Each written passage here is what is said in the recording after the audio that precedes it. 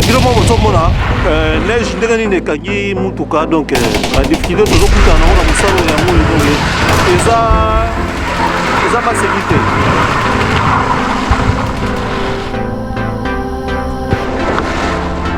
Aïe aïe aïe.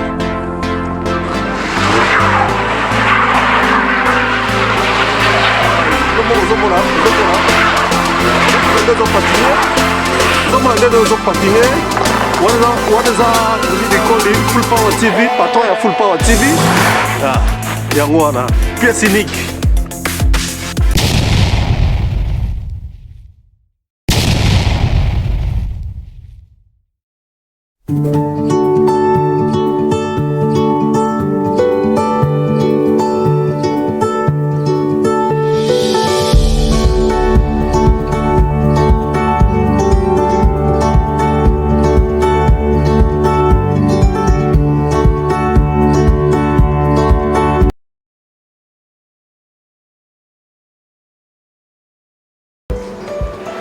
Bonjour mes chers amis de Full Power TV One, vous nous voyez en direct avec l'homme de Dieu, donc bandeko nyonso bozolanda biso boyebi mosali ya Nzambe oyo azali mopanzi na biso.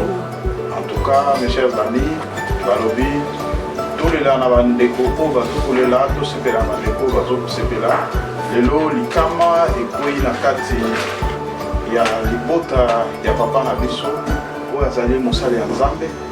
Vraiment à se présenter pour avoir oyo bayebi été o bayebi déjà car c'est ça important et ça combonaye et puis ayebisa biso eloko nini kama nini oyo ezwi la kati ya famille. Bonjour papa. Bonjour père. Merci. Ah voilà. Papa, est-ce que okoki ko pesa kombo na yo na bandeko oyo bayebi yo te? Ok, kombo na ngai ezali Aaron Gembo Manzanza et je suis pasteur au sein de Rema Church, 37e communauté KDC, où nous allons œuvrer à Coraville, sur adresse plutôt 206e Street, na 4 hôtel où ils allaient qui Baimo, nous allons pasteur titulaire na Rema Church où ils allaient Vraiment, en tout cas, bandeko o bozolanda biso, bandeko nyonso oyo balanda biso na Full Power TV One, ozomona même attitude na biso ezali attitude ya mawa parce que touti ko apprendre que papa na biso oyo azali mosali ya Nzambe oyo apesaka biso nourriture spirituelle aza vraiment na likama. Papa likambo yango ezali ni oyo biso toyoki oyo bouger bandeko tomoni tozali na bandeko ebele bayaki awa misusu bakei donc ezalaki ndenge nini sango wana eyaki jour nini? Oh, c'est juste lelo vers 2h na biso na Congo vers 9h à 10h si je ne me trompe pas. Alors ça me commet la biso que papa na biso moko na mosali na Nzambe na corps de Christ, évangéliste Floribert Mochalindo Meofa, azali évangéliste kuna na néo apostolique. Ye évangéliste Floribert Mochalindo azali moko ya papa oyo je dois toujours, je vais continuer toujours na mémoire ya devoir ye ba respect belé. Azali moko ya papa oyo aboteli ngai mwasi oyo Nzambe atia azala pembe na nga, c'est le papa de ma femme chère épouse maman Tantine Mochalindo Gembo yende atiki biso na mokolo ya lelo na 2h pa na biso, mais na Congo c'est quelque chose de 9h atiki biso na hôpital ya Kabinda. Donc c'est ça pasi oyo ekoteli biso na ndenge ya bonzoto boye, mais na ndenge na biso ba chrétien oyo ezali le ya repos papa akei kopema lokola mosali na Nzambe. C'est ça likambo ya pasi oyo na nzoto ekome biso yango wana.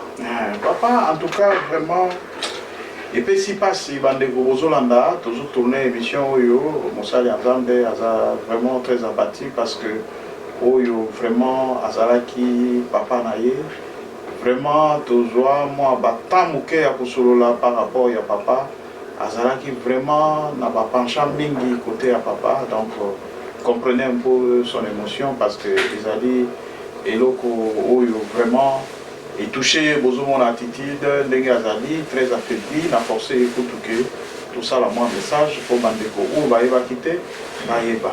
En tout cas papa toyebi ke passe ezali na motema mais biso toza na chaîne d'investigation toza wana kaka mpona kozwaka bainformation ya koyeba makambo nini ezokoleka na kati ya mboka na biso eza ya malamu eza ya mabe.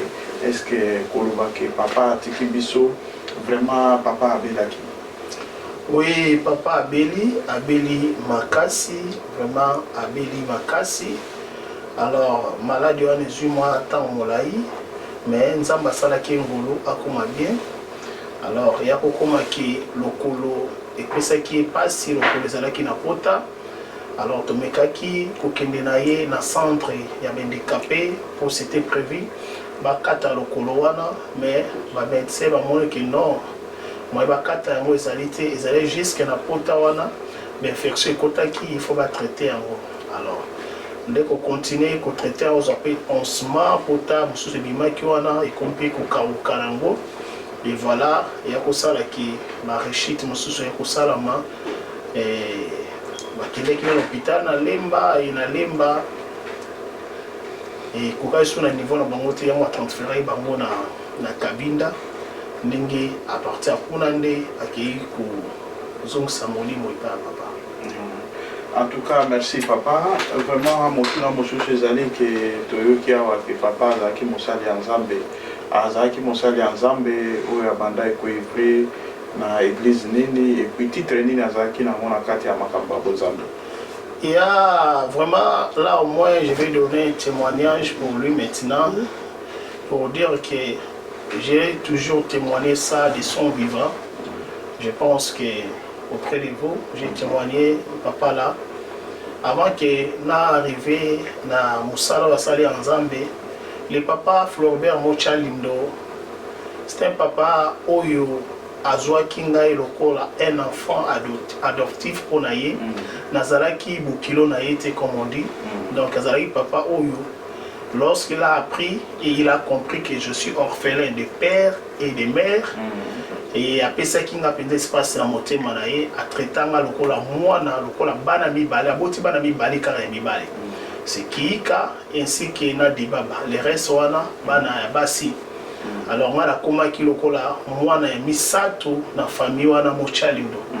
Donc c'est un papa, il est vrai, motunyo surtout na sama bela wi kosanga berère te, mais côté na ye ya malamu eleki ebele. Na lokole la bayo wa bi lokole na nzela mai so leki bolobo. Azalaki référence ya ba topoke. Donc topoke nyon surtout wuti ki sangana wuti ki sangi. Donc so lubika topoke na olo kwa isoka ke Floribert Mochalindo bibepo tata Bouita. Donc bangonde bazalaki référence wana asala ko sala. Alors du point de vue spirituel azabatu oyoyo atomboli musala ya néo apostolique. Il était rétère et par la grâce de Dieu lorsque passage apôtre Mwambape à son âme alekaki kuna akozwa lisusu ministère évangélique ndenge ya kokoma évangéliste oyo pe lelo akufi na yango asali mosala na nzambe bairebu babolobo bangombe lasanga batamboli donc batamboli bakiri batamboli na baberger monta na baberger tant de recteur ebele asali penza mosala na nzambe eti et akokomaki bakopesa ye akozwa retraite na ye. Alors na retraite na ye na bambula akomaki nango yango yaki na komaki na Congo to ya kovandisa ye na Kinshasa pour kazwa repos. Bon atango neso ndeyo sangaki azonga pour akendo sala remise et reprise azonga sa document. Hélas Dieu a jugé autrement ndenge Isaleme azalaki na retraite na ye lokola évangéliste lokola ezalaki na nous confirmer il continuait toujours vivre la passion ya musala nzambe, il voulait toujours œuvrer et donc accueilli na maloba na nzambe na monoko yango na bi accueilli kopema. En tout cas vraiment papa au précipice penda ba exercement ya malamu ya komona ke musali ya nzambe na dimension wana oyo ndenge oti ko expliquer atamboli pour l'évangélisation. Vraiment, bateau belé a même mis âme na quatre accords du Christ. Donc c'est vraiment vraiment bisika azali na kimia. Mais papa, comment on a kolobela histoire ya papa oya tiki biso tomoni ke quelque part aza moto asali mingi ndenge tikoyebisa biso awa ke atamboli bamboka ebele akeiti bakote oyo vraiment basala misusu ya nzambe balingaka te ke kokende koevangelize parce que eza na basecteur toza bacongolais toyebi bamilie mosusu ezali bamilie oyo ke mbilingambenga ezali na makambo oyo etali spiritualité mais est ce que ezalaki vraiment facile mpona ye koaffronte bamilie wana oyo ezali mpenza bonzambe ezali te bisika oyo mpenza ntango mosusu bafetiche ezali mingi eza koregne est ce que ezalaki facile mpona papa? Non, pas du tout. Na bonzoto boyeme ezalaki facile parce que abande kotambola ye mon côté. Na nzela musala nzambe soko zo tambola na nzambe nzambe akolongola banzubi etami liboso na yo. Alors il travaille, il craignait son Dieu. C'est qui c'est que na yango wana. Et j'essaie un jour parce que il gardait aussi trésor, il y a néo-apostolique, c'est-à-dire moi mbongo ya néo-apostolique. Il est arrivé que famille na penza et vivre dans nzala bazango eloko, il ne pouvait pas toucher ça, il ne pouvait pas. Non, il a discipline mon souci. Vraiment discipline il y a haut niveau, il y a haut niveau. Donc à travailler à memi batu na musala nzala papa. C'est pas facile qu'on compte la bamboka kati kuna na ba irebu ba compte la kota ba kirikuna ko compte la kati kuna ba côté ba sengele ba côté ba kati wana kuna esika qui se fandi. Alors pour compte kuna il faut aller serviteur de Dieu aux obanga nzambe pour ceux qui étaient ba ko sukisa yo mais avec kubanga nzambe crainte azalaki na mwana nzambe na ye nzambe akotisi kuna ba évangéliser ba implanter aussi des églises bato azalaki bato oyo ya mobulu bakoma babongola mitema vraiment na nzela ya maloba na bango ya bike nzambe oyo asaleli aza na ye lisanga avandisi na kimia prévané maloba na ya suka tant to solo na ya pesi biso maloba ya suka vraiment yango ezopesa nga esengo bien que nzoto ezoyoka pasi parce que il était bibliothèque, il était rassembleur.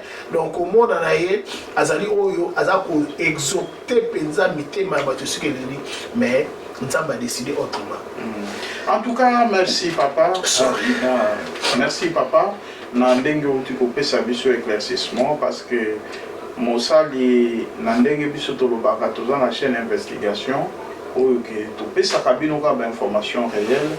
Nandenge tolandi histoire ya papa oyo c'était vraiment un homme de Dieu azalaki mosali ya nzambe oyo vraiment atamboya na kati ya kobanga nzambe parce que bato mosusu toza na États-Unis mais boyebi makambo tozoloba te ya baprovince wana bamilie mosusu ya banini ezali bamilie oyo ke soki ose prépare te okoki kosaventurie te na kombo ya nzambe toyoka mpe basali ya nzambe mosusu bakende na bamilie wana bazonga te basali ya nzambe mosusu bakende na bamilie wana mpe bapengwa bakoma na makambo mosusu vraiment moto kobima kuna na nzoto kolongono ezali eloko oyo vraiment il faut totala ke papa oyo vraiment azalaki mosali ya nzambe ya solo mais papa eloko moko ya curiosité biso toyebi ke mosali ya nzambe ya solo azali mosali ya nzambe mpe nzambe alobelaka ye tango oyo ke papa liwe eyelaki ye est-ce que nzambe ayebisaki ete mpona mosala oyo malamu ye asali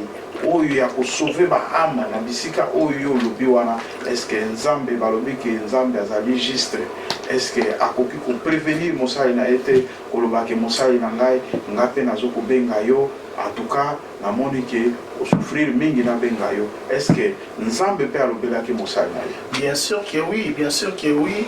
Alors vie pour na makambo mosusu eza na kati wana mpona respect ya famille mpona respect na ye mpe lisusu je ne peux pas koyitala yango na media boye mais ce qui est vrai il a fait un songe amonaki yango amoni yango les anges étaient venus pour lui dire beaucoup de choses et mwana na ye moi ce qui est ma femme tantine Ito Gembo et tozana aux États-Unis donc bakutanaki na kitelaki wana kuna na place esika azalaki internet na hôpital masolo bien sûr pas na ndoto vraiment ndoto c'est trop dire na ndenge na vision c'est ça donc apesi papa ba concert fortifié papa aussi asololi na ye alobeli makambo ebele et après tant isili bato basemonani epai na ye na te maloba oyo atikeli biso bato bamonani mpana ebele atuni bango bino banani bino wana biso za baange oyo tokengelaka yo tobatelaka yo et après aye kotuna ye bayebisi ye osilisi kosola na mwana na yo alobi ye na silisi ça va sikoyo biso okoki kozwa yo olingi nini et voilà des choses là je ne peux pas entrer na profondeur vraiment pour la question na ndenge nzambe alobaka nzambe alobaki ayaki kozwa moumbu na yango moni ke na biso ke na nzoto lokola na mosuni boye naza bati mais na molimo na nga natondisami na esengo parce que nzambe avandisi moumbu na ye moumbu na ye ki kovanda na kimia yango eza moko ya conseil nazopesa bandeko nyonso bokolanda ngai lokola basali na nzambe bien aimé serviteur de Dieu corps du Christ je ne parle pas de l'église je parle corps de Christ bokilo na ngai le fille ya neo nga naza muta neo te et voilà nzamba lobi na yo sala publicité ya neo te mais nazotala loba corps du Christ soko tamboli na kobanga nzambe okimi masumu otamboli na sainteté na pureté nzambe wana tozosambela aza juste fidèle akobundela akotika yo souffrir ntango olai te biso bakretien liwa mpona biso ezali nzela ya kopema ezali nzela ya kokutana na yesu masiya kokutana na yesu masiya ezalaka banzela mibale soit enlèvement soit kokufa biloko mibale kaka soki aye lelo tokozala oyo tokozala enlevé tokoki kokutana na ye soki mpe tokufi tokei kopema ngai naza na kondimia sama ete papa na ngai wana akei kopema ntango yesu masiya retour na ye kelelo kobeta bakoneto mpo bible elobi ete d'abord les morts en Christ seront enlevés aza parmi bango na témoignage oyo alobeli biso vraiment naza vraiment persuadé tokokutana na ye mokolo wana toyemba nzembo ya sika elongo na baange. En tout cas, vraiment, bandeko bolandi, parce que tous en chaîne d'investigation, tout ça, la capé moi bas sondage, on a koyeba, est-ce que Moussa Nzambe ou vraiment azana parcours ya malamu, est-ce que l'isolo na ye témoignage na ye zali ndengeni, na kanisi bino moko bolandi, parce que moto ya zoko sambela Nzambe, tango yo likambo ye, fo Nzambe a prévenir ye, na kanisi bolandi, papa ndenge alobiawa, ke na nzela ya mwasi na ye, vraiment Nzambe alobelaki bango et puis na nzela ya papa etalisamaki ke ba ange bayaki ko apparaître mpona kotuna papa ke papa vraiment tokoki kokota na détail te mpo eza na makambo lisusu mwa mingi mais Nzambe alakisaki ke vraiment il faut azwa mosali na ye mpo apema na kimia mpo asouffrir mingi. A souffrir mingi, malade ezui combien de temps déjà? Ezui moi temps na yende na olubaki ngai na mwasi na ngai déjà tokende ba 21 22 ans déjà. Alors tant na kuta na mwasi na kuta ke déjà na malade, c'est-à-dire akutana ki na accident moko na vie ndoko la zalaki mutu ya nzela mai kuna nguma ngubu ngubu hippopotame amelaka ye apanzaka bwatu ezwaka etina likolo wana et pendant ce temps là il a souffert yango ekreaki bapota et puis na pota wana pe yango ake nango na se pota etikali na mabele ye molimo na ye eke nango mopema bato banyokolaki nzoto donc batikali na mabele na bango mais elimo na ye molimo na ye ekei nango kopema pembeni ya papa mais il a souffert ça a pris vraiment plus de 30 ans je peux dire donc plus de 25 ans donc quelque chose de 30 ans il y a souffrance il y a pota il y a les colonnes mais malgré ça nzambe azalaki na ye atambo na ye aluki bakai donc pirogue donc ba distance na zolo balabino ezate ya masuwa ezate ya monteur mais ya koluka malgré pota ozoluka okeba bolobo ba yumbi ozongi okatisi sosolo la sanga ozongi okoti bakiri basengele ba irebuku na kota basoda okoti obimi okengombe okena sambandaka donc pona kozwa ba rapport no surtout église ozongi sango otina mo yati na limité ba yebi Il a travaillé, je témoigne de ça, il a travaillé, je connais ce papa-là, il a travaillé, c'est un homme vraiment sincère et intègre. Dans Msala Nzambe, Yango Nzambe a beau permettre à remettre la source na pasi, Yango wana azumoli monaye. Yeah. Mais bandeko vraiment il est papa au boyebi biso peut-être bino boyebi wa makambo ya maite mai ezali bizarre na ko expliquer bino mwa moke omoni na mai toza na courant d'eau mususu ekendeke mai ezo kochola ndenge balobaka na lingala. Ça veut dire yo soki ozo mata boye donc il faut en la force parce que mai ezo zonga boye yo zo kende boye donc oza na moteur te avec pagaie minano yo sikoyo babenga yango minano donc yo zoke na minano na kai na yo pa ozokoluka donc ezali na ba force physique moko extraordinaire yango omona quand même na basala sport eza na ba instrument mosusu ya sport oyo basalaka moto azobenda bakoli boye donc un pêcheur ou bien un rivierin moto aza na kati ya misala ya bambisi aza plus que même un sportif oyo afandi pona ko salaka ba nini ya ba musculature parce que chaque jour mosala na yango wana donc ça veut dire ezali mosalo ezali facilité eza pénible alors vraiment que son âme repose en paix papa bisiko oyo nzambe abengi na kima parce que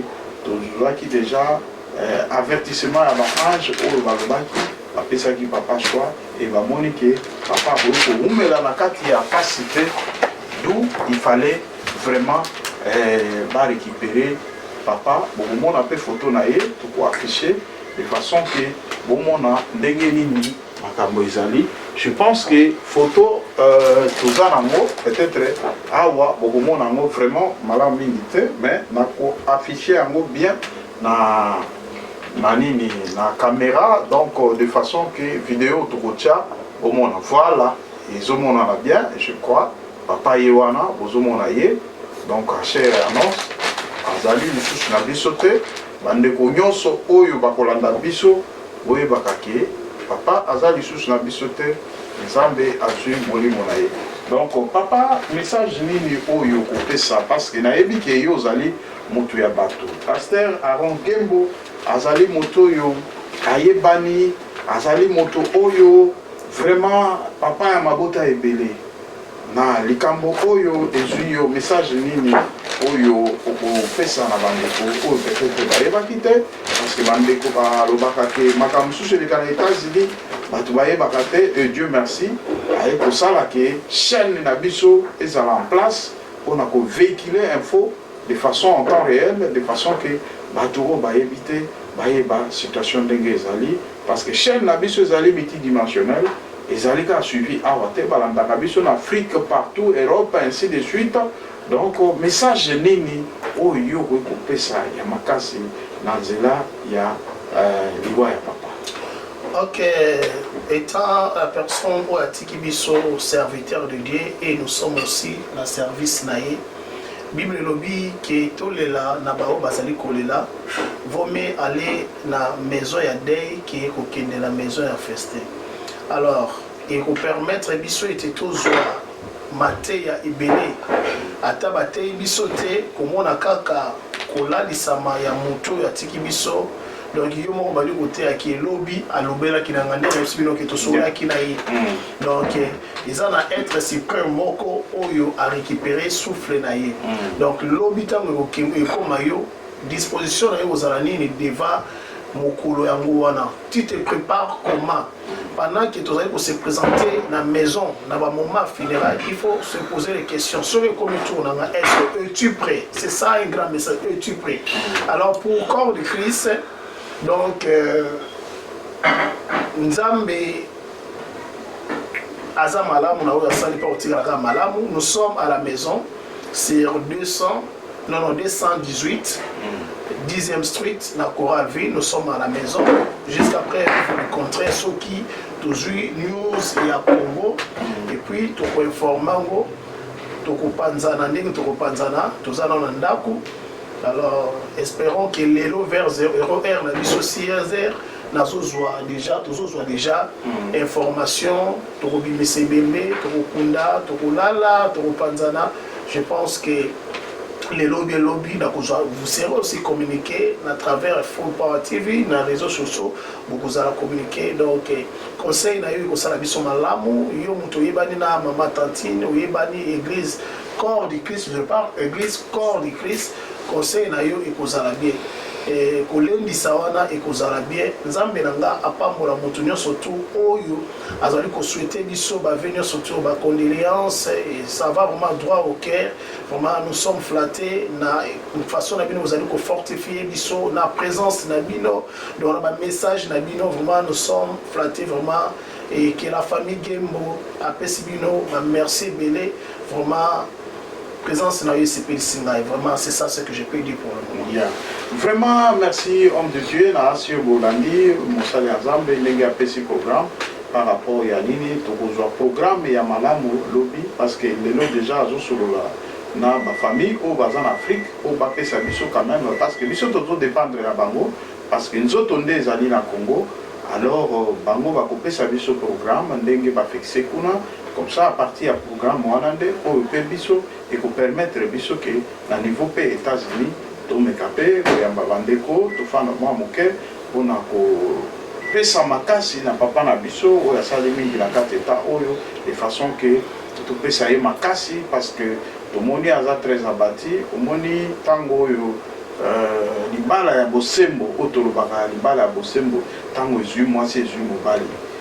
Tango mosusu ozokoyabo ozokuta mosali nzambe maya miso ezokobima mais moto ya kufi azali papo ya boti yote ndenge nini susi na yo kutu ekomi le mosusu kokende koleka même temps mosusu oyo moto ya boti. Ça veut dire question wana réponse nango ezali nini intimité na kati ya couple. Ça veut dire kotala ke oyo ezwi mwasi na ngai ezwi ngai. Donc tout le monde est Moussa Nzambe, azaki très abattu. Mais papa, quand il s'agit que Moussa Nzambe tant mosusu tant ngobole la kawana, est-ce que kolela eza signe nini pour Moussa Nzambe? Ezali humiliation ou bien ezali na habité eloko nini okolo par rapport à la question. Kolela eza mabete en soi, eza mabete parce que les maîtres, si nous sommes des disciples et nous sommes des chrétiens. Voilà, papa, tout ça dans moi, question mon cœur par rapport à Dengue ou Tiko expliquer Bisso, Makamboyon sur Eleki, par rapport à papa, que c'était vraiment un homme de Dieu, où il témoignage mon aîné, il y a une vision, où Angelou, Lobeli, et petit message que l'on été mon lui, mon papa, qui n'est pas malakimia. Donc là, vraiment, ils ont ça a été. Papa, vraiment, a une intimité dans Zambé par rapport à Moussala, où il est à Sali, durant tous ces temps, où il est à Fandaki, Nakati, il y a Mokili. Donc vraiment, papa, question à Bissou Lini, est-ce que Natango, Oyo, Moussali en Zambé, à Zakolo, vraiment, ils allaient humiliation ou bien ils allaient éloigner beaucoup de Papa, nous sommes les disciples à maître à alors nous les chrétiens, nous avons qu'un maître qui est Jésus-Christ. Et Jésus-Christ tombe devant le roi Alelaki. Pourquoi Alelaki Aminaï, Alelaki va bien faire, Alelaki Makabili, Oyo, camarade Naï, Abalé pour représenter vis-à-vis Naï. Alors le papa là, il représente beaucoup pour moi. Quand bien même aujourd'hui, Tokomi Kobenga est déjà d'autres Moussousmoé, mais il est entré, mais moi, Naïzali, Bolamu Naïzali Koukam. Alors Bolamu, Yango Etindaka, Osekisa, Yotu, Bolamu, Yango Etindaka, To Lila. Bolamu Naïde Lekebele, Yango, il est ici, Bisso, mais. Yango te likolo akiza humiliation yango pété ekoki kosala sopene non eza juste que valeur mutu oyo tozangi na bonzoto boye connaissance azalaki nango encadrement tozwaki pa na ye Donc, la Ipsibino était les bandéqués, c'était un rassembleur. Donc, Azamuto, il y a une parole moko exaltative. Donc, ce qui a les qu'est-ce qu'il y a pour nous, les alliés, sont exaltés, donc, qui nous les alliés, donc, Talaka Azara qui référence à l'école Topoké dans le collège là. Donc, avant d'y avoir hospitalité, donc, ils allaient moko bafui batu so azala na ngote. Donc, il était une personne hospitalière, donc, il a partagé na batu, il a sola na batu. Et voilà, biloko wana sur bien fait, il y a besoin de l'homme qui va te dire ah pour na bolamu ndio mtetindaka et ça batu, c'est ça. En tout cas, bien répondu, papa. Nandenge oyo tozana tant kaka ya ba témoignage ya papa nakanisi bandeko misusu te tokozwa bango par rapport ya situation oyo ndenge eleki mpona koluka toujours honorer mémoire ya papa. Mais papa biso tozana chaîne na biso investigation oyo eyebani ayo mobimba na nkombo ya Full Power TV 1 oyo tosalaka ba investigation. Tout le monde a été quelque part à Bandeko Nabino, Oyo, Tobenga Bandeko Nabiso, à corps du Christ. Mingi, vraiment, Bazalaka animé, à Koya Kotala Batonatanga, Matanga. Mais finalement, et là, on a constaté qu'il y a une émission Moko Salaki, qui est Bandeko, Oya corps du Christ, Misusu, Namatanga Misusu, Bamona Nakate. Est-ce que Nakati à corps du Christ, vous avez un problème? Ou que Moninga Jules Kambo a comment la bande comme sous-souter ou les alliés tribunal, malgré tout ça, la matanga émission est changé, les aga tribunal, papa, mais quand on a répondre biso, na indifférence ou na bande comme sous-souter, Full Power TV wana eza particularité na yo na yebi eza mutumuna eza lisasité mais il y a des choses où tu as un caractère inné. Donc, quel que soit, ils n'ont pas pour changer mon tout. Mais ce qui est vrai, étant des chrétiens, Bible tout les là, n'a pas au bazar pour les là. Alors, ça peut arriver, mon sous volonté zali, après le bisayo, mais Moussa le benguier, voyage benguier, donc Marabso benguier, il ne peut rien. Mais avec continue de la haute message, avec coupé sa haute message, qui avec condoléances, Nazaraki, occupé Nazaraki, donc boyebi na moko tuzali. Mais Nathan Matanga, Eza Tamoko, Oyo, Yakola Sakame, mais le lingue na biso Kibo Moto, Kibo, je parle avec Kibo Moto. Donc Kibo Moto, nous sommes aussi Babantu. Donc Eza Esika Moko, Motunyo surtout Azongaka. Namoni Matanga ya papa na biso patriarche Charles Elisi. J'ai vu Denis Les, vous voyez, donc qui a 15 ans, qui Ziamina, et nous sommes corps de Christ, nous sommes là pour donner vraiment un message au Yomo qui est singlé et Mona. Et voilà, nous pouvons avoir. Vous en avez par exemple? Bien sûr, bien sûr. Il y a des choses là, mais nous ne sommes pas appelés à représenter. Nous sommes là pour montrer seulement l'amour. L'amour. L'amour. Je me souviens, bon, je ne peux pas donner cet exemple-là ici, mais ils ont un exemple et touchant à ma casse. Et touchant à ma casse, c'est quoi?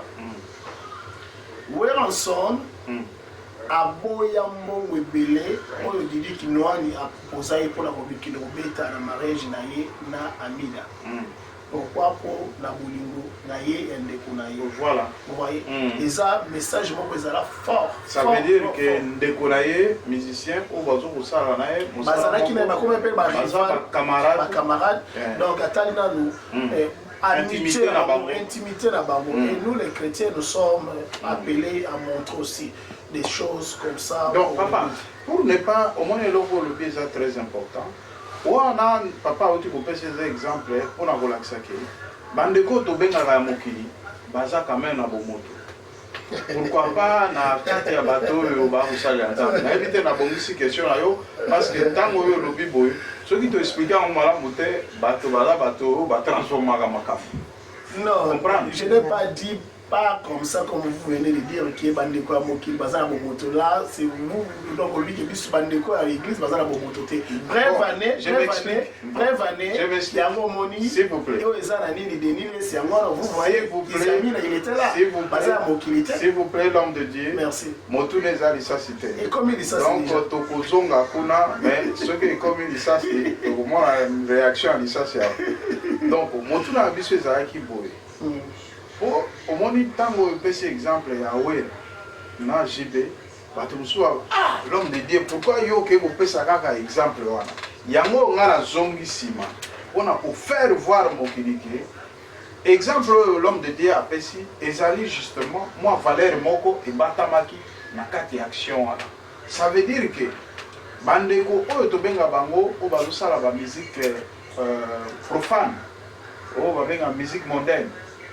Donc, ce qui va comme un raisonnement à Kumonake, on a un de Konangai, malgré que ma belle et qui n'a qu'à y a bateau, n'a jamais n'a copié qu'au Kuna, n'a qu'un de vos sepelisa bango, aussi longtemps que Bazo Kopé sa passe, n'a moninga n'a pas.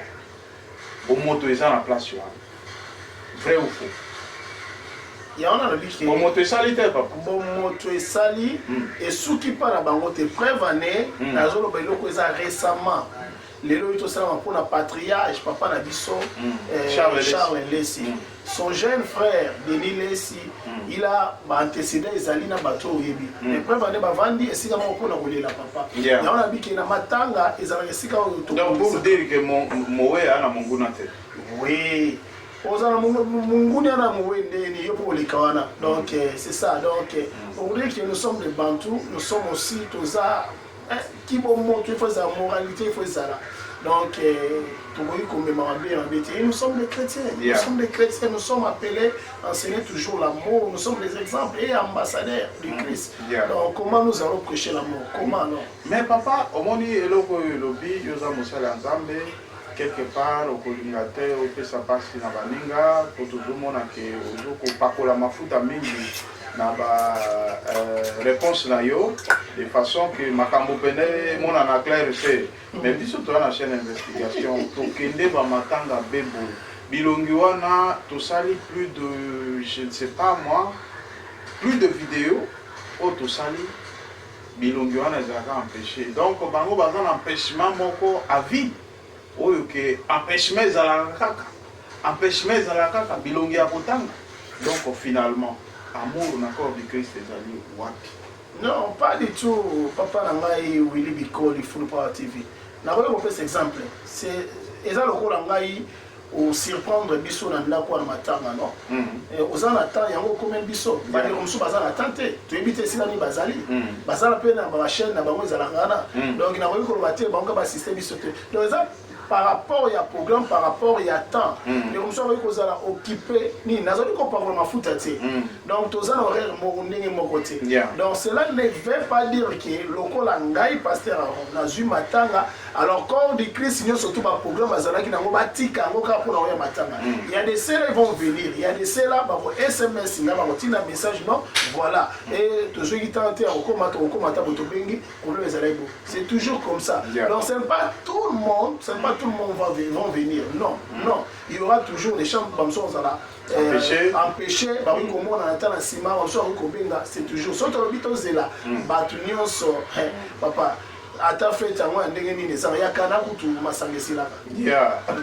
Bien répondu, en tout cas, Bolandi, Moussali Nzambe, donc à la Motabanya, malgré que tout le monde bête, moi, Babiloko, et vous pouvez savoir mais il y a Kangama déjà donc moyen à vous que de musique ezalité mais bande cognon so bozola na biso bisope to tiaka moi maï na biso moke ça veut dire moyen pour s'échapper aux alater parce que ngana partage à balien donc ndenge zawana kaka na buto lelo bozozo ba lien il y a message oyo to pesi de façon que tokotala réellement que bapêchement za na mboka oyo moko eza mboka moko busy makambo eza ebele mais tango tokopartager ba lien ekokomela na téléphone ekokomela na télévision ekokoma partout okozala na raison te cette fois-ci totie bino à l'épreuve totala biso nde Full Power TV totalaka bilongi yango ya corps de Christ oyo olobaka bonzambe na tango ya makambo parce que Bible yango moko zoloba biso moto azangi bolingo akomona yawe te. Bolingo nde emonanaka na biloko ya boye. Ndeko akufeli kala biso Full Power TV tokutaki papa na pinzoli na miso tokuti mama ya kolela mais tango bamoni Full Power TV eye moi ba question na biso etie moi ambiance bato bazwi moi courage ya yo ndeko pe na kati ya libota epesaka pe malamu. Donc vraiment tozali wana kaka mpona kopesa bino bavaleur ya bamakambo ndenge ezali. En tout cas moto akoséchappe na eloko ezali te mpo toza na tribunal. Donc vraiment bokozwa balien soki oza empêché mais téléphone elelaki toyebi autant d'abonnés oyo toza na bango bino nyonso boza na kati. Donc vraiment c'est comme ça sans discrimination. Vraiment toza wana ka mpona kosala ya bino mosala yo mpe oyaka na bamatanga bato te soki okufeli yebaka biso tokoya po biso tozali netre journaliste aza netre aza na pension te. Donc voilà papa nayebi te soki okoki kozala na mwa message makasi oyo ya encouragement mpona bandeko oyo baza na biso na États-Unis te. Bandeko peut-être baza na mboka oyo baza kolela kuna oyo baza na pasi eza na kote ya famille ya madame eza na kote ya yo message nini okoki kopesa bango mpo balanda yo andele. Ya message eza simple ya koloba ke eza kaka na moko oyo azali papa ya solo oyo eza kolo Yesu Masiya oyo tokoki kotalela yango Bible elobi moliso à l'homme qui se confie à l'homme. Et raison pour laquelle tozolela parce que nalobi ke il était où il est une bibliothèque pour nous, c'est-à-dire tu allais recourir mingi pa na ye ba conseil na ye c'est quoi référence na biso. Et voilà lelo azate ya mo rabato so ale la ke na suki e biso to suki mais ezana moko ya suka raté azana biso tango nyoso to. C'est pour cela la disparition ya papa interpellé nazo senga interpellé biso nyoso quelque chose bino bokola biso partout bozali que ba ke liwo ezali Liwo ezali et Jésus-Christ azozonga.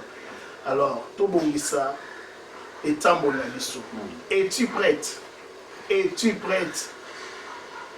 S'il arrive aujourd'hui que azomoli monayo, es-tu prête? Comment tu vas quitter ce monde? Comment tu vas laisser ta famille, tes enfants, ta femme, ton mari? Comment alors? Es-tu prête? C'est une question nous devons yako tunaka mituna chaque jour tant nous avons pesa biso souffle de vie. Alors famille na Congo nzamba lendisa mama na biso ya solo eza pasi bouti na molonga litango lai po papa wana l'équatorien tokumisa bango na lusako. Alors lusako ni ko sa sagesse ya mutu wana opesiye sagesse olobi ete ozokumisa kimokolo na ye olobi ke papa losako.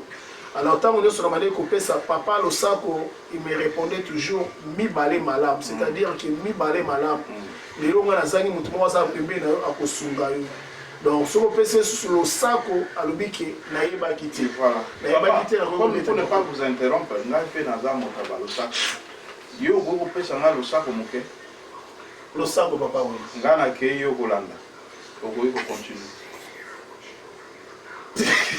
Non, eza losako biso nayoki losako na yo esalinga losako eliko limbola bwania ya moto bwania eliko loba oyo opesi losako wana nde napesi yo nakumisi kibobange na yo kimpaka na yo balobaka yango bwania na yo elobi te ngai nakei yo kolanda koloba ye kaka te moto akotikala libanga na se ya mabele yo azali te lelo ezwinga lobi mpe ekozwa yo. Donc yango wana papa wana losako mosusu na ebande ekolobaki nayebaki te nayebaki te kaka bino nde bokoki kotrahir nga nayebaki te kaka bino nde bokoki kofinga nga nayebaki te bino nde moto bokoki koloba makambo oyo losako na ezali bon nayebaki te na bokoki kozwa libaku oyo nayebaki te kaka bana na nga nabotaki bokoki koyokela nga mitema mabe. Voilà losako ezali kobomba sagesse moko na nsima wana. Donc yango na lobi ke kolela na ngai nazolela mpona yebi ke na bandenge kose resuccès makambo ebele epa papa na. C'est pour cela ngai na yo bien aimé ndenge losako ya mokubwa bikola lobi ete ngai nakei ndenge yakei wana ke kopema motu so akufi déjà c'est fini bino nde bato otika yango Yesu Masiya azoba bolela mpona ngai te bolela mpona bino batotikali. S'il arrive qu'aujourd'hui il vient, sors-nous aux années, es-tu prêt? Es-tu prêt? Comment otika bana yo? Comment otika moi sinon tu te prépares comment? Comment nzamba lendisa ba baza na Congo, maman na ngai Marceline Meimo Mobutu Marceline Meimo vraiment nzamba pesa o makasi. Outi na mobali na yo mosika kisangani okolela makambo ebele lelo yo na bolingo na nzambe na kisasa na nzela nyonso tu wana lelo moko mbito ekomi ya motu moko eza pasi metangamaki osala mabongo lobai kaka keli wana mute kokabola biso bia koya Yesu Masiya lelo nzambe akokisi bongo losambo na eza kaka keli kola batension likolo na nyonso nzambe apesa makasi na mokumbo etikali oyo nyonso tokoleka nzambe abatela libota oyo eza mpe kuna oyo baza mosika na lokolela kuna na kati na lasanga Zambi apesa toujours boania nyonso likamalam. Merci. Voilà. Vraiment bandeko touti wana koyoka maloba Moussa na Nzambe apesi mais biso pe tant que faut pas au TV to vrai botika boite to pesi moi lo sako o pe sekisi Moussa na Nzambe o lo sako wana lo bibingi parce que moto a botika libanga la mokili azate biso nyonso to kokende mais eloko ezali malamu moto kokende na ndenge ya malamu kokende na nyongo ya moninga te po eloko nyonso oyo tosaka na kati ya mokili eloko moko tikaka infini eza te yebake nyonso oyo tokonaka nde yango tobukaka yo okoni mangusta olingi okende kopikola nguba eza impossible donc oyo tokoni yango nde tokobuka en tout cas topesi papa merci mingi na ndenge ayambi biso sous les chocs ozomona pota eza na motema kasi faut pas au TV étant que chaîne d'investigation il fallait qu'à tokita toujours la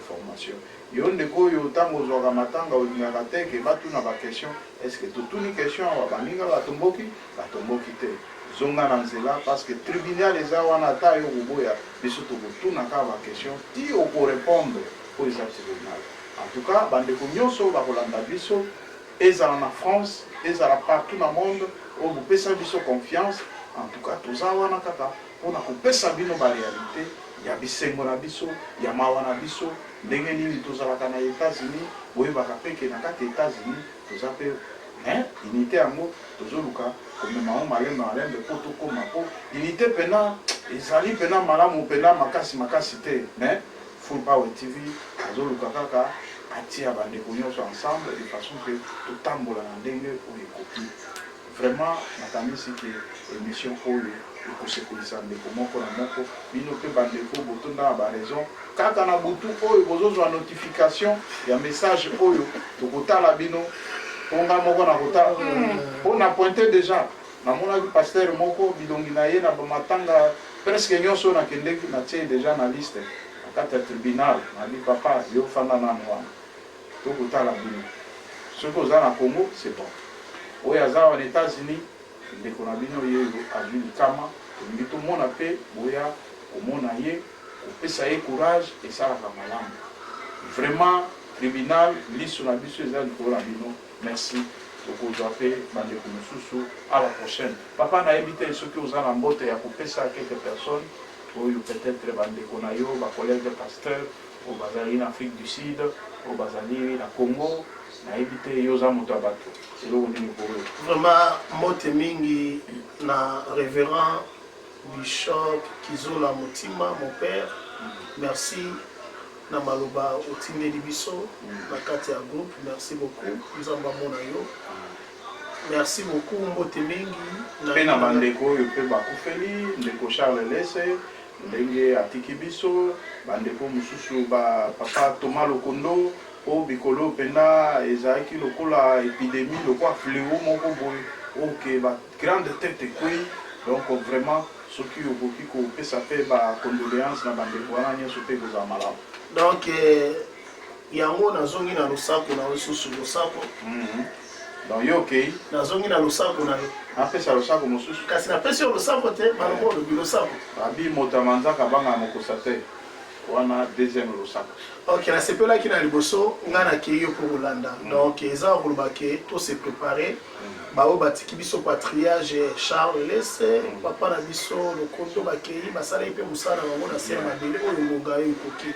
To milenge bandeko na ngai ma famille oyo mususu to yebite bayebani te baza kolela na est baza kolela vraiment nzambe alendisaka motema alendisa motema oyo tutami makasi vraiment vraiment bambote ebele na baserviteur de Dieu nyonso surtout oyo toevre na Afrique du Sud na Congo na Congo na Afrique du Sud awa mpe toza na bango na États-Unis awa bango nyonso surtout en général je dis bien en général nzambe akoba kotambwisa bango na mosala oyo abengi na elanga oyo ezali terrain tellement glissante nzambe apesa makasi totambola malamu toujours na unité nde tokolonga nzambe na nga apambola moto nyonso surtout akozwa ta ya kolanda bilili oyo vraiment merci beaucoup. Vraiment merci tokomi vraiment na suka tokozwa pe mwa réaction ya bandeko mosusu ameka kosolola parce que oyo ezali makambo ezwi biso toza sikoyo aide nini awa na États-Unis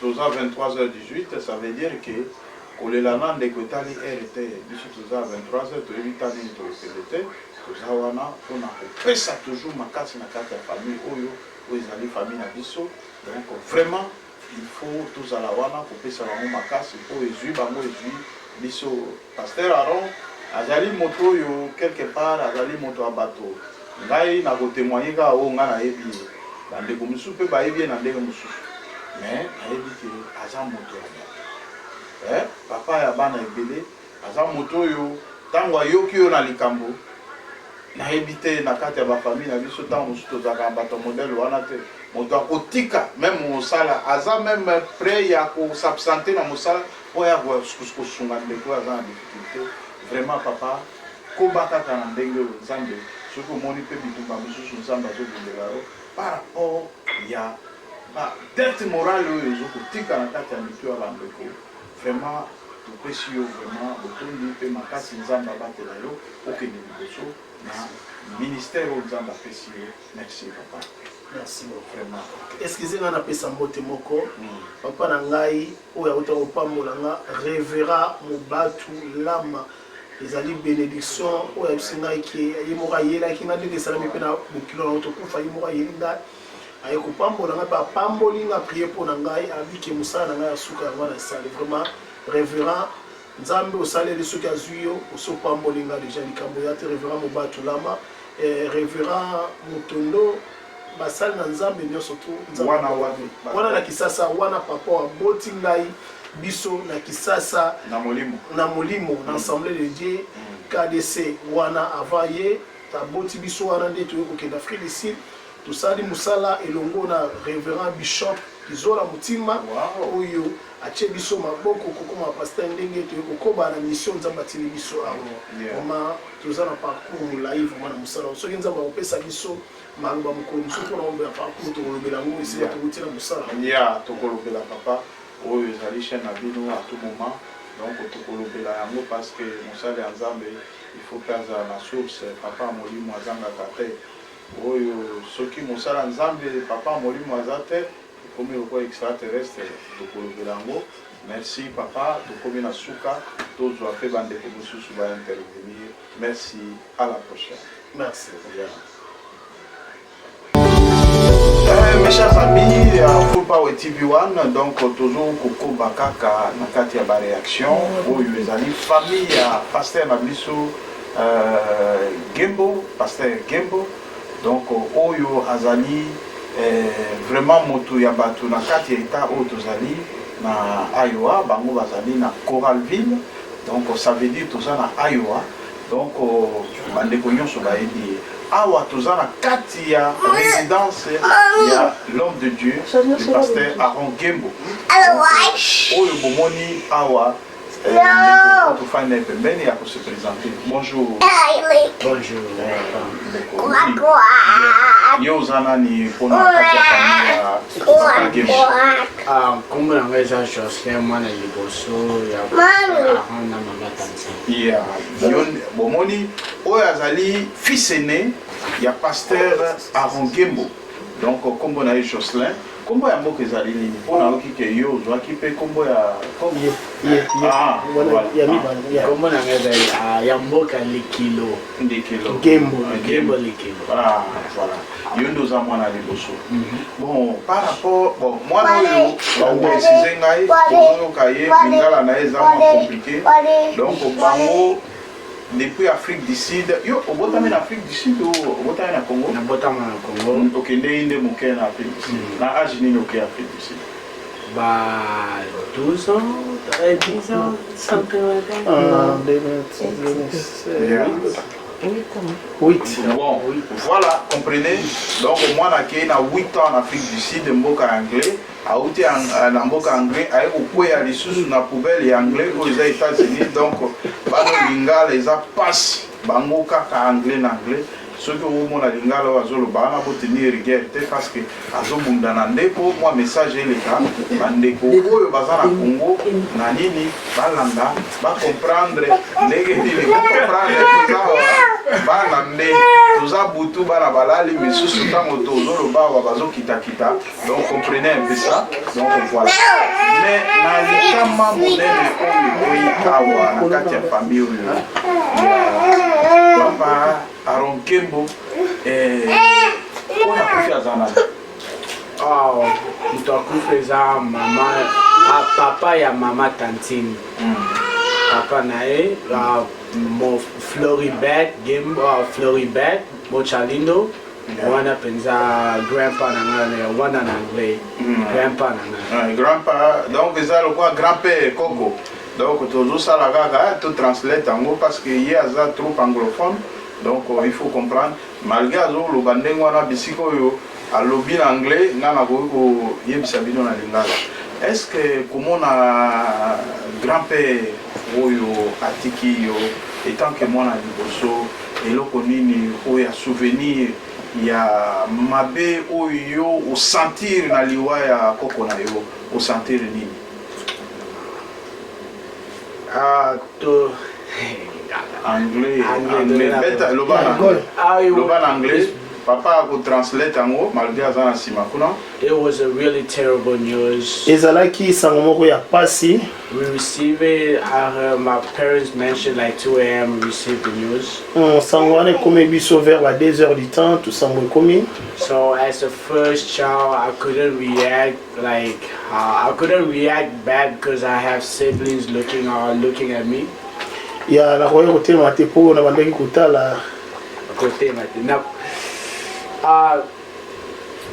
React na kubanga lokwa kubanga yeah izalelo lokwa somo kubanga yes yeah because I know that I have siblings behind me that are looking on top of me as a elder, as a big child in the family.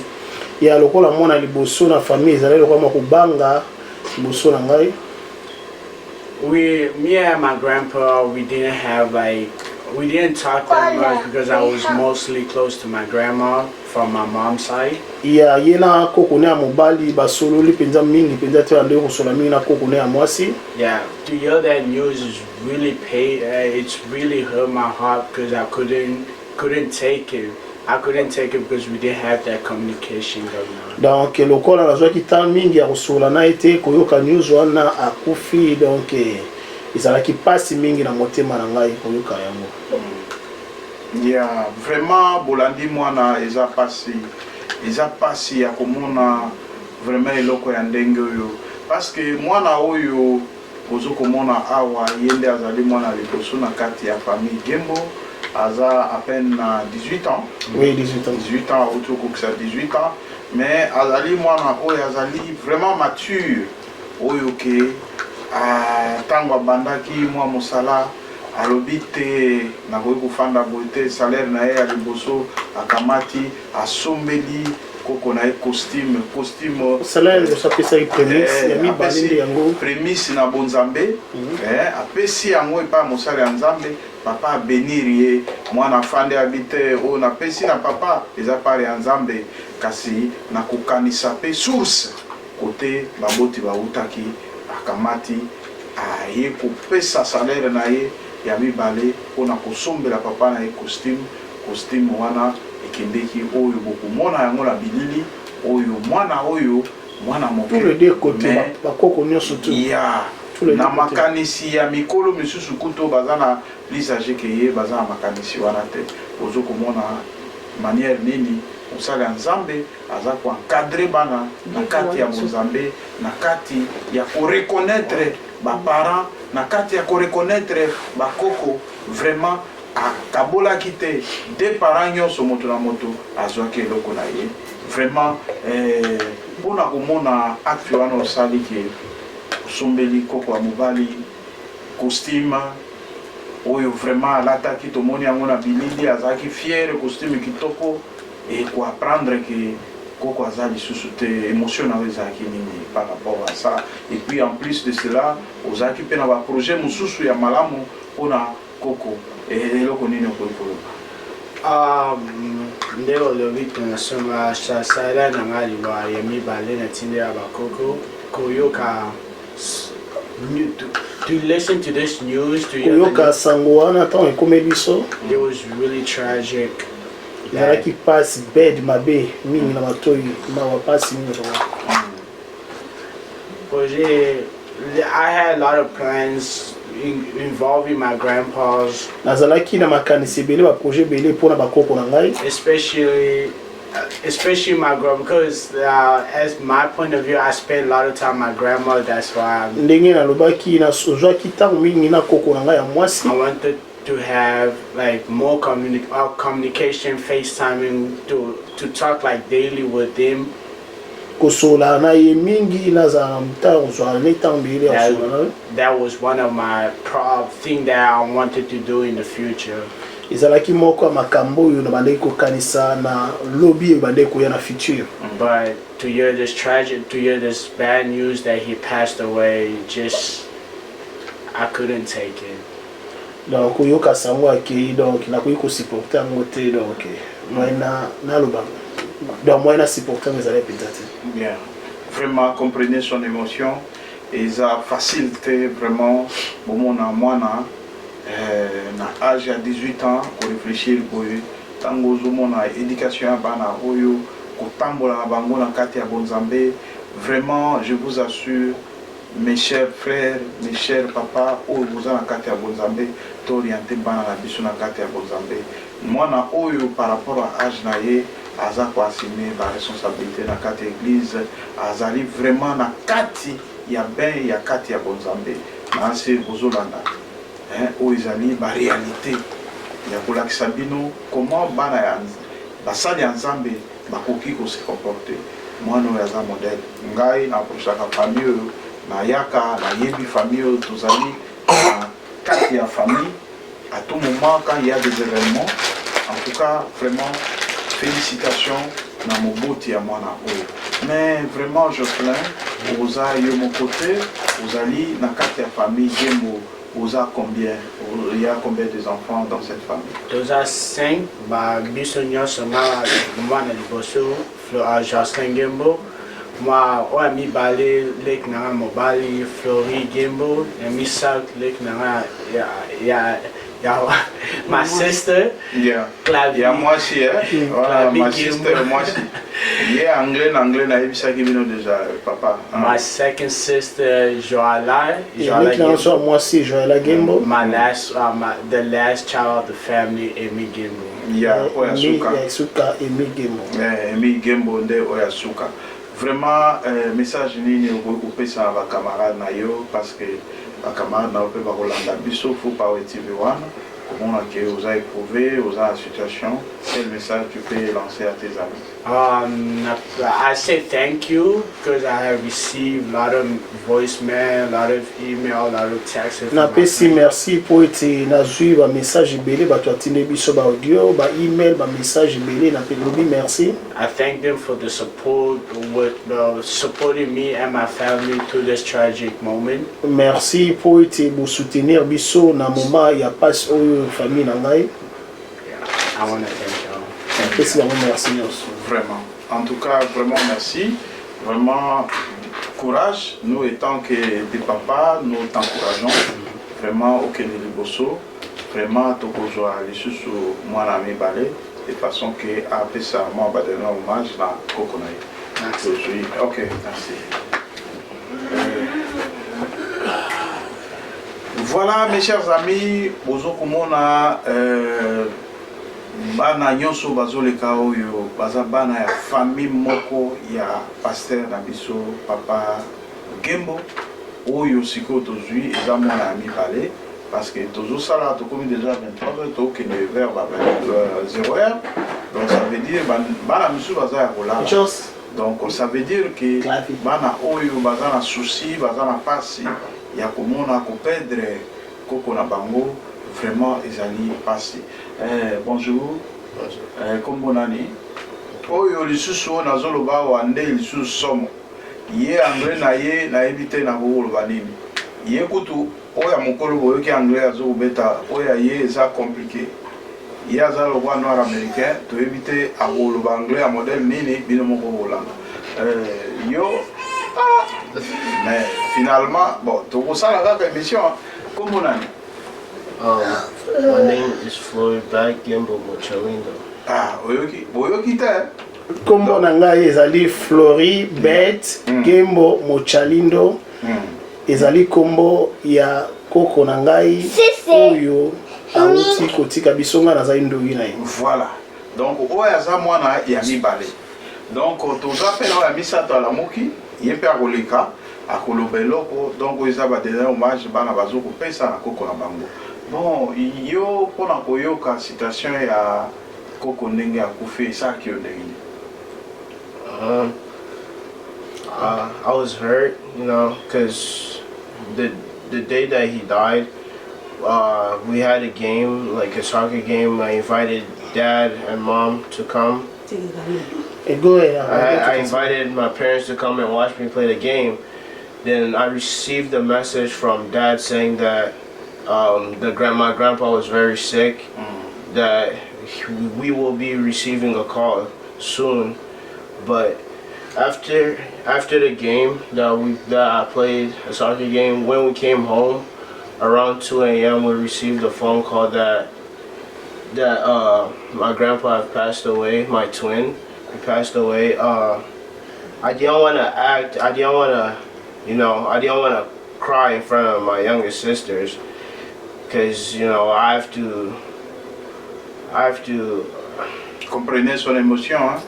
Les enfants ont du mal à s'exprimer, donc c'est pas facile. Donc vous comprenez, c'est trop émotionnel. Il faut assister et rester ensemble pour comprendre cette émotion. Comment les enfants étaient familiers avec leur grand-père, donc c'est très grave.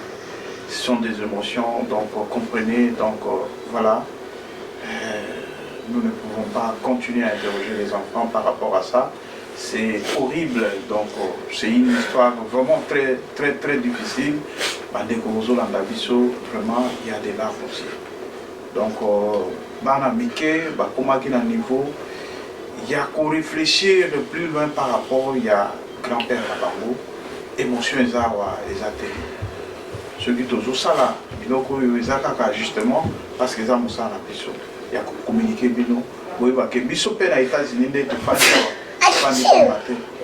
Donc toujours pe sa bino ka ba image. Jocelyn, qu'est-ce que tu fais Florie, tu peux dire à tes amis quelque chose pour ce qui est arrivé. What's your friend? Can I say something about your friend? Today I didn't go to school because I was not feeling well at all. I received a lot of text messages from my teachers, my coach. Today I had practice, I couldn't go. My friends, they texted me, you know, it felt sad from my passing, my grandpa's passing, so I say thank you to all the people that reached out and said, you know, send messages. Yeah, okay, thank you. En tout cas, vraiment, tout tiki mwana, uzumuna, ba émotion est vraiment makasi, nous ne pouvons pas les retenir. Donc, bandeko nyonso bala biso o bazana kati ya famille. Vraiment, pasi ezali na kati ya famille Gembo nasi bozoyoka ba réaction ya bana ndenge nini makambo eleki vraiment il faut avoir que surtout témoin motema makasi ya journaliste nde tozokoposer ba question mais c'est vraiment pénible bana mike baza vraiment un avec leur papa avec la maman donc vous imaginez unité d'esprit donc ils ont les biso. Donc, et là, papa, on sentir la carte, on sentir. Donc, vraiment, mes chers amis, de bonnes choses. Moi, vraiment, va s'exprimer. Et ça, en tout cas, merci beaucoup pour la démission. Ce sont des images réelles. Tous les là, vraiment, ils sont très importants. Merci. À la prochaine.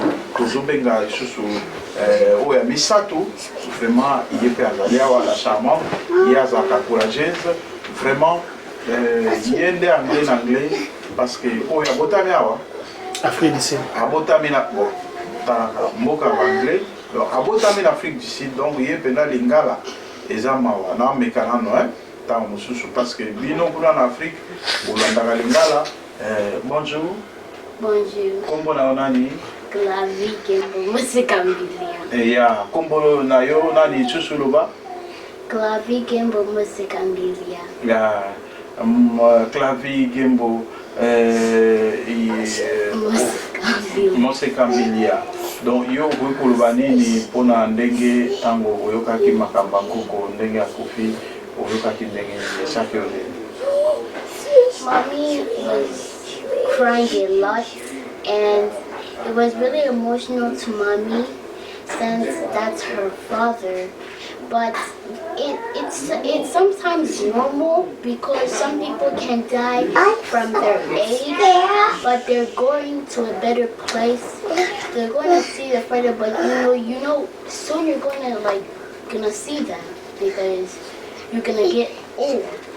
But it's very emotional to this family and my mom because like God provided her dad to be her best friend and does he been in part of her life for a long time, and the fact that he passed away is very emotional to my dad, and some relatives have passed away and it's really hard, especially the people that we love passed away, and it's very hard to our heart because that's our father. It's our father is just been for our life. They've been helping us, supporting us, and doing a bunch of stuff for us. Yeah.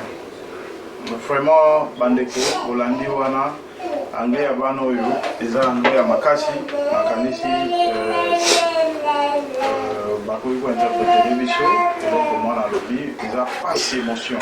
ya mwana lobi ezalaki pasi mama aleli mingi o papa na ye azalaki lokola best friend na ye ami na ye. Alors baliwa mususu ezali normal o ete mutu akufi na âge mwa mikolo mais eza malamu po bokoki kokutana na ye na lola okutana na lola ezalaki pe émotion po na papa kotala ete papa wana akei. Donc eza pasi mingi ko ye kotika biso. En bref ezalaki pasi mingi po na libota na biso. En bref eloko akoye koloba yango vraiment. Ma en tout cas bandeko bozolanda biso émotion na émotion. Chaque âge ya mwana azobimisa toujours kombo ya Nzambe. Ça veut dire vraiment na kati ya famille oyo eloko ya Nzambe ezali. Tala mwana âge oyo. Mwana oyo aza na mbula oyo. Tu as quel âge? That's 9 years old. In English? Yeah. How old are you? Yeah, I know, but I'm 9. I'm 9 years old. 9 ans. Et donc, Azana 9 ans. Aujourd'hui, la sagesse est à 9 ans. Moi, Azana 9 ans, mais Azo reconnaître l'exemple. Azo reconnaître l'intimité. Il y a grand-père là et la maman. Comment maman a acquis la considération n'a papa n'a écrit. Donc, c'est vraiment extraordinaire. Vraiment, mes chers amis, qu'est-ce que tu peux dire? What you can say?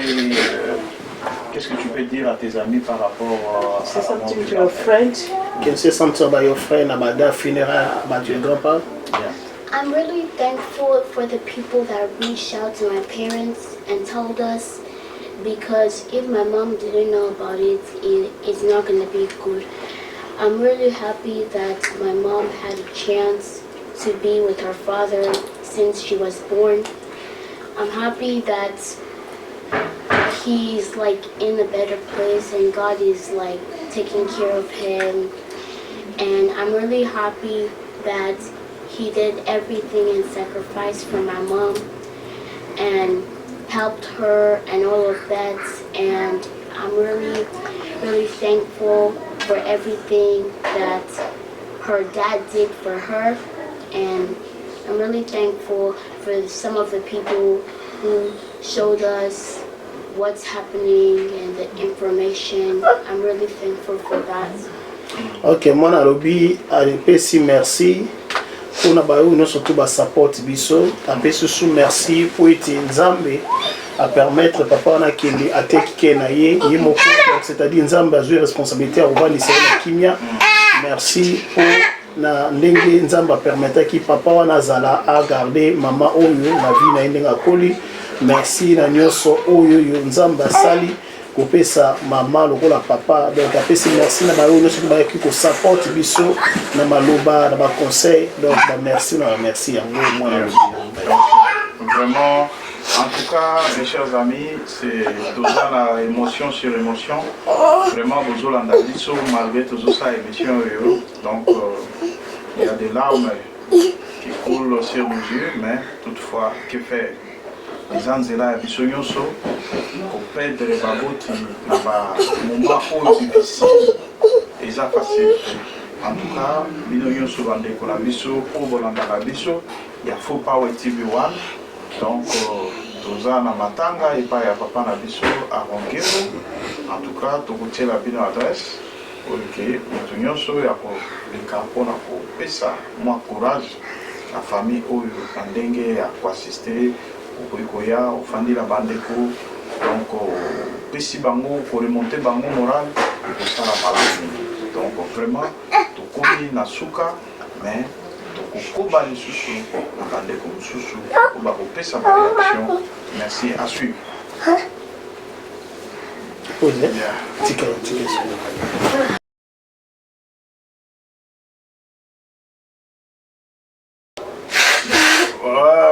C'est toujours faut pas TV wana bandeko ndenge to ebisa kebino to kometa kebino ke toza ba réaction bandeko evele par rapport ya likama oyo koi na kati ya famille oyo ya pasteur Mabiso Aaron Gembo oyo azali moto ya bato oyo ya yebani.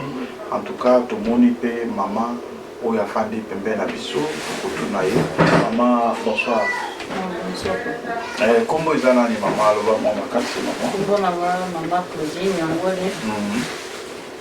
Nzambi mwasi papa uli ndeke musana na Nzambe. Na pesi bino mbote na kumbo na Yesu sika musubola na peso. Mais maman présence na yo awa to moni awa ezali ona nini mama? Présence na nga eza awa na ye ko kabula sango ya ma oyo zibiso.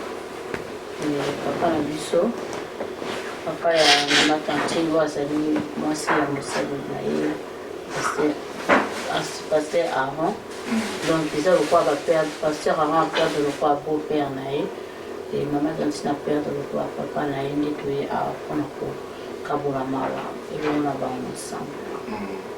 Vraiment merci maman tout le monde a été plutôt donc ya kusunga batu ya kokabula maona batu mususu eza mpenza idon nzambe apesi ye mais mususu mpe di ya baréalité mpe ya vie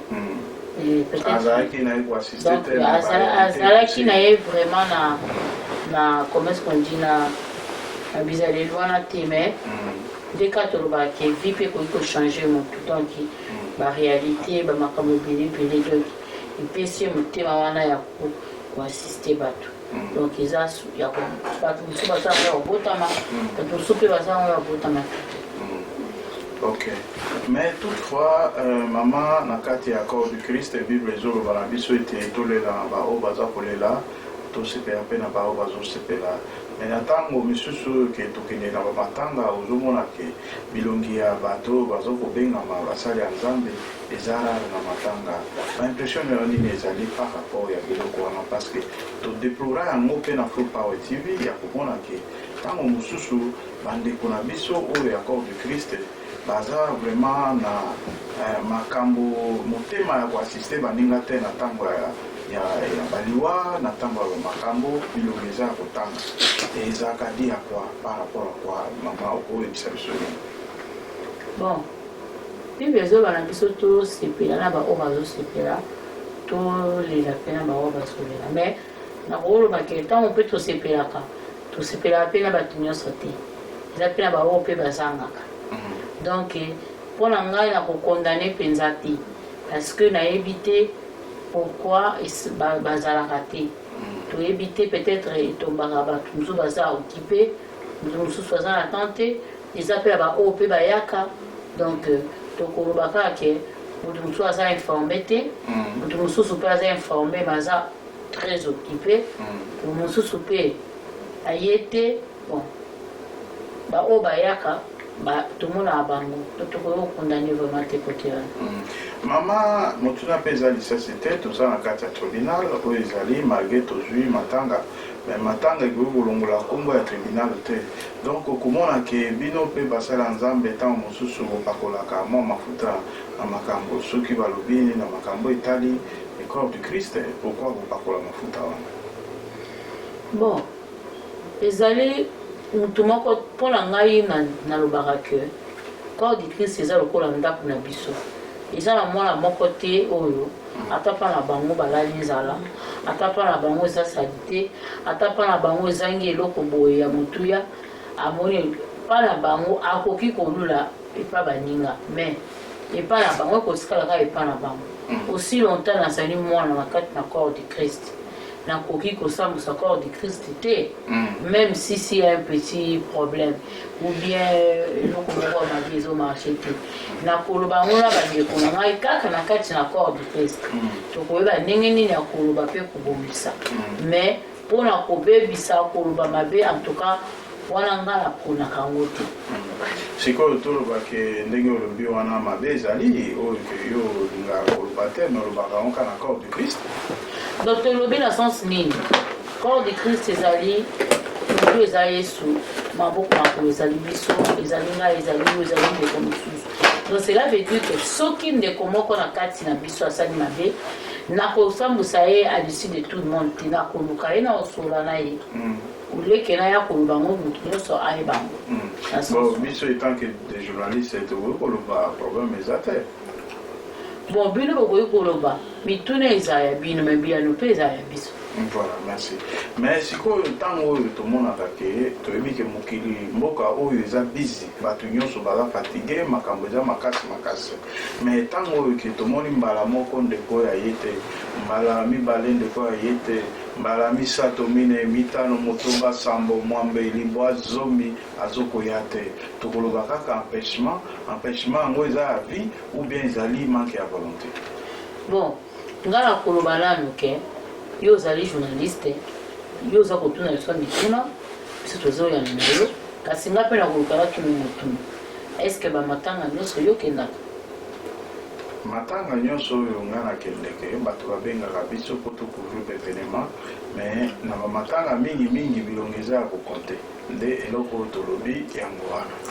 Yango nalobi ke yo ntango ozali kokende kocouvrir d'abord ya liboso okei nde mpona kosala mosala na yo niti ete mosala na yo peut-être okokai tokozala tuka mpe okokai kozala te mboka oyo yo moko olobi malamu ke ezali mboka moko eza busy toyebi malamu biso toyebi na mboka na biso na Kinshasa na Congo na matanga en tout cas. Maman, pour ne pas vous interrompre, lokola mboko eza busy ntango yo ozaka busy na makambo ya bato mpe bakoza busy na oyo yo wana mpe eza normal. Sikoyo kote wana na koloba nini omoni nde tozalaka boye tozali na baproche na biso bazali tozali na baami mpe connaissance tozali mpe na bandeko mosusu bandeko oyo ozoba na kati na corps de Christ wana bazali bakategorie ya bato na bato bazali mais tozolobela corps du Christ yango nalobi kasi na kati na corps de Christ tokoki kokondane bato nyonso te moto mosusu asakoki kozala informé mais azwi tenté mosusu mpe aza informé mais aye te. Mais maman, yo peux répondre biso bien te to bolobaki 4, 5, 6, 7, 8, 9, 10, 11, 12, 13, 14, 15, 16 fois moto azokoya kaka te. C'est que aza na empêchement à vie. Ekoki kozala mpe empêchement à vie tout comme mpe eza empêchement à vie te. Parce que na matanga moto nyonso mpe te ayaka. Moto nyonso mpe te ayaka na matanga. Ok. Bon, maman a dévié biso, vous comprendre que alingi koloba mabe accord du Christ te, mais biso to constater que mabe zali bandeko fubo bongisa parce que les tribunal toujours pour mon ande makambo toujours ko ebisa bino bo améliorer empêchement à vie pour la moto ezalaka te moto za tango mosusu azaka empêcher tango mosusu pe moi temps libre pe mon ani alors bandeko to se soutenir parce que ezui losa comment qu'on a autant pour ça awa ngana ke yo konanda ça veut dire que tango motakufaka to mona ke yake yeba ke biso pe bato tutikali za ba immortalité to koya mais tango yo koya soki bande ko bayete parce que moto ya kufi ayeba kama makambo ekoleka simate tango mususu moto soki ayebaka akolela bi makambo na sala qu'est-ce que na matanga nanga bato bakoya donc point d'interrogation kozala na baposition nalingi na bakisa eloko moko ngai nayebi ntango tozokola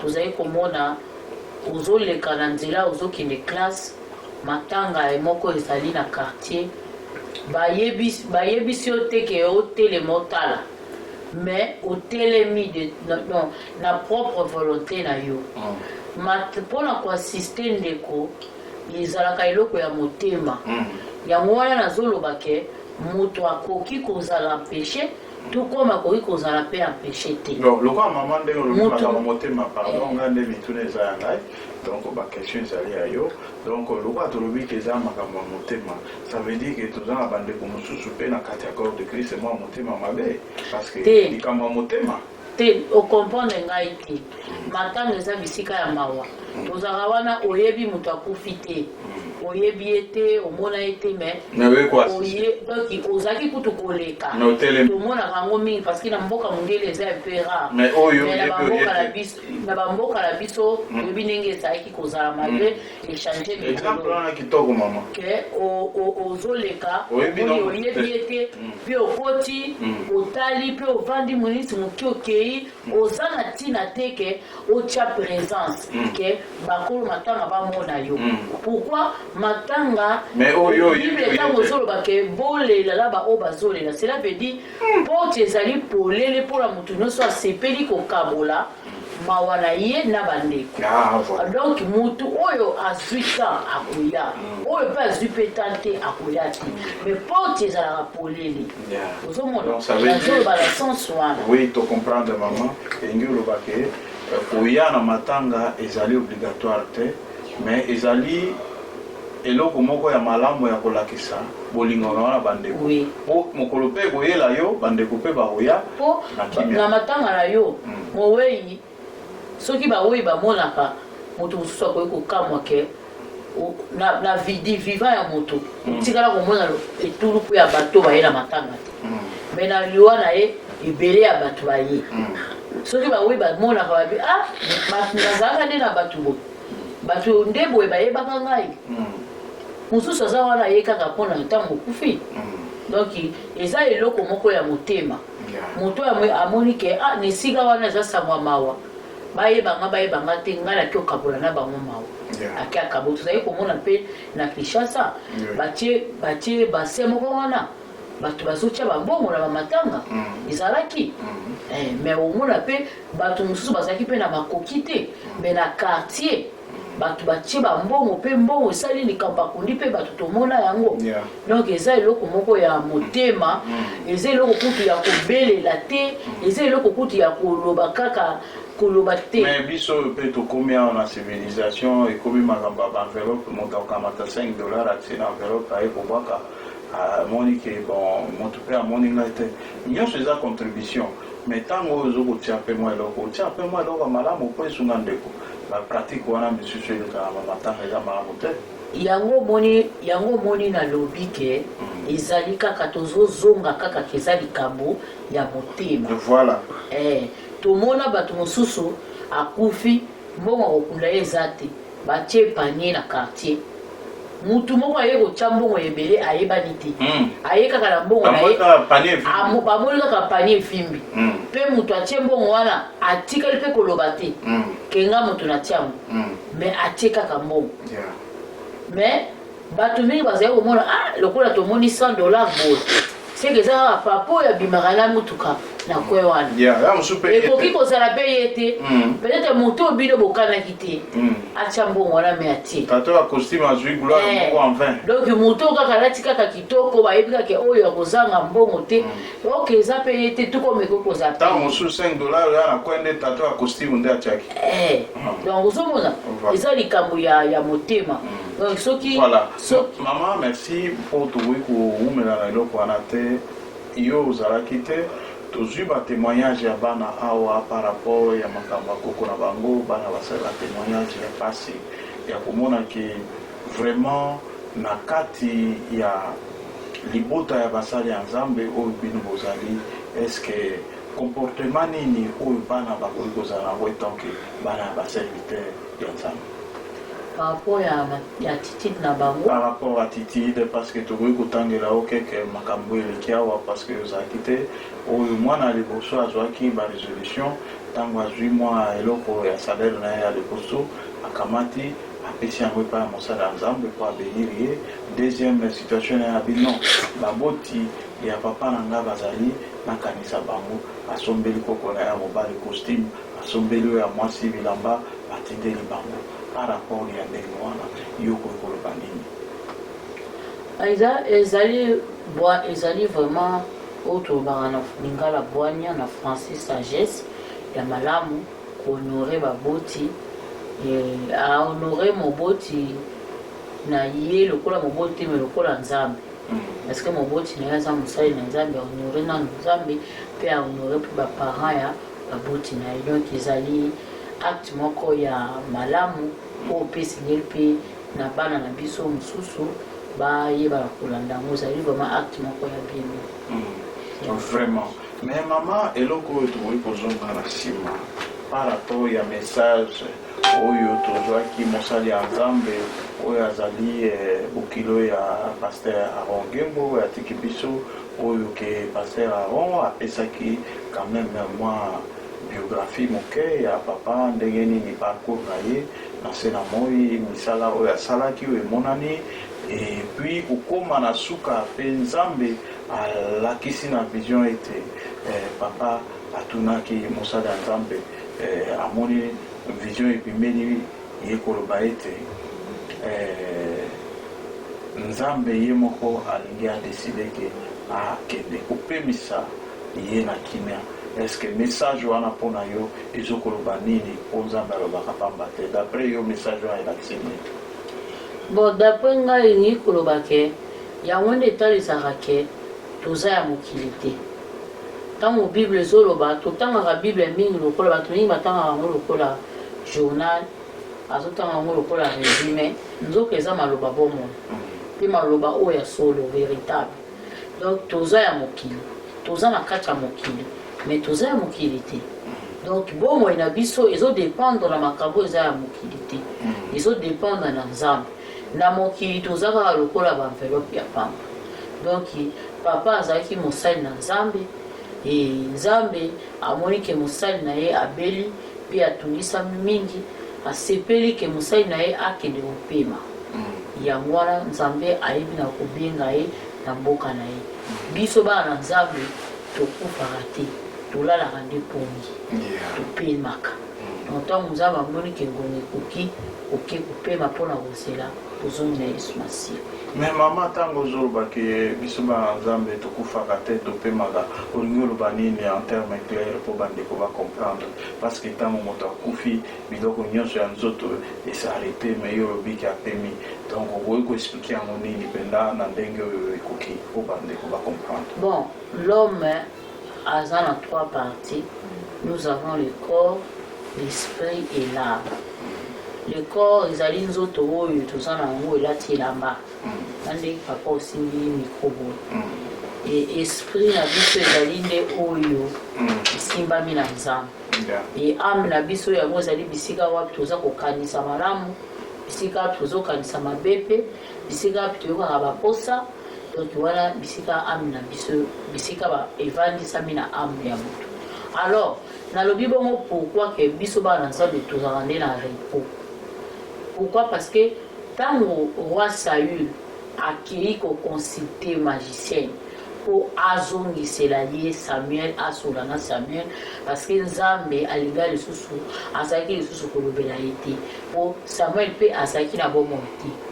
Et Bible zoloba que tant Samuel a mati Samuel a yebisi Monsoua a yebisi Saül pourquoi au troublé repos na ngai.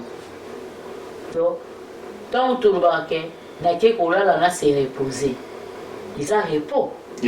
Alors mosali na nzambe azalaki na repos donc azalaki na kopema yango wana tolobaka ke tolalaka tokendaka nde na repos tokendaka nde kopema mpo tozela bozongi na yesu. yango wana na sens wana. Voilà, merci maman osemboli mpenza likambo yango ndenge ekoki. Mais maman message nini ya makasi okoki kozala nango nayebi ke ozala kolemba tokomi 0 awa na niveau ya États-Unis. Message ya suka mpona famille oyo nyonso ezolanda biso oyo ya likama monene ekoki na kati ya famille. Message nini okoki kopesa bango oyo ekoki kofortifie bango par rapport ya biso bato tozala na États-Unis eloko nini okoloba. Eza place mingi ezali réalité moko tokoki kosambisa yango nzambe te ata mpe totuni nzambe mituna mingi akoki mpe kopesa biso biyano te ezali inévitable ezala biso baye toza na bomoi ngonga na biso mpe ekokoka. Nakoloba eloko moko ke ntango nazalaki kokola nazalaki komona ke nakopolaka kaka ntango nazalaki mwana moke nazomona ke nakokola kaka na kozala mais naye koréalise mpe ke liwa ezali mpe un jour mpe ngai mpe nakosala nini nakokende. Donc et surtout mpona biso bana na nzambe nzelaka moko ya omona nzambe eza liwa soit enlèvement nzelaka ya biso ya omona na nzambe yango wana. Alors nakoyeba na kofortifie libota mpo bazolanda biso baza na Kinshasa. Nzambe ya lola apesa bino makasi toyebi ke papa azalaki ya motuya mingi na kati na libota mpenza nayebi ke na ntango oyo ezala papa ezala mama ezala bandeko basi to mibali bazali na kati na pasi kasi ngolu ya nzambe eumela na kati ya libota nzambe ayebala kobondisa mitema na bino mpe na bandeko oyo toza na bango elongo awa na kati na Amérique na eta ya Iowa. En tout cas nzambe abondisa libota ya mosali na ye Pasteur Rogembo elongo na mama Tantine na bana nyonso na outi kosona na bana na sentir vraiment ke sali bango pasi mingi. En tout cas nzambe alola apesa kimia ya koleka kimia vraiment kimia ya koleka mingi.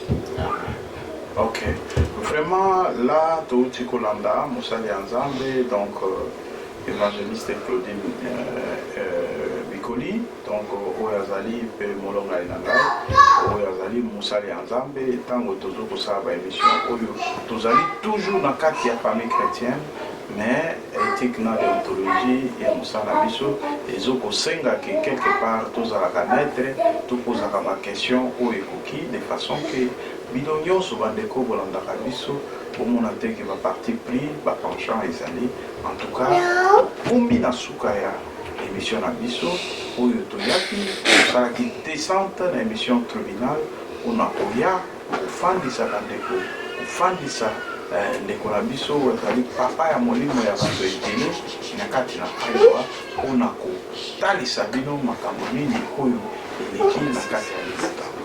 Merci, à la prochaine occasion. Bye. Restez branchés sur Full Power TV 1.